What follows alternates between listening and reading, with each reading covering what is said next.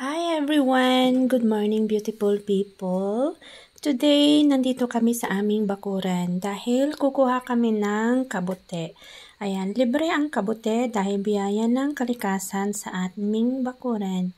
Ayan, hindi na natin kailangan pumunta ng Poland para mag-pick up ng mushroom.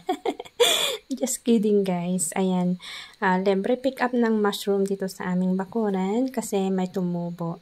Last year, may tumubo na naman this part na kagaya ngayon. And then, kahapon may nakuha na rin kami na konti. Pero mas marami ngayon dahil naglabasan sila at kumpul-kumpul. So, dito na sa part na to, dito sa may mangga namin, laging may tumutubo na ganito na mushroom, yung pwedeng ulamin. Ayan, nakakatuwa guys, kasi ang dami-dami nila. Mayroon yung mga nagkukumpulan, mayroon din yung nasa other part, ganun. Tapos ito yung nakuha namin today, at igugulay namin mamaya. Marami din kaming nakuha kasi nagtabasan kasi sila. Kaya kinuha na namin lahat yung mga lumabas, and ayan, ang dami din namin nakuha. Nilagay namin sa may planggana. Ito siya guys.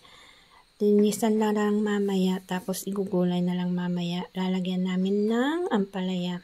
Dahil may ampalaya naman kami dito sa bakuran, kaya yun na lang yung ilalagay namin. So, libre na yung aming lunch later. Kasi nga, nandito lang sa bakuran. Ito yung kagandahan pag nandito ka sa probinsya. Dahil libre na rin yung gulay mo sometimes.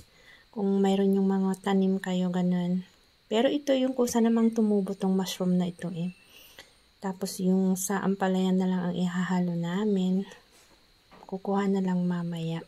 And thanks guys for watching. See you again next time. Kayo may mushroom na rin ba kayong nakuha sa inyong bakuran?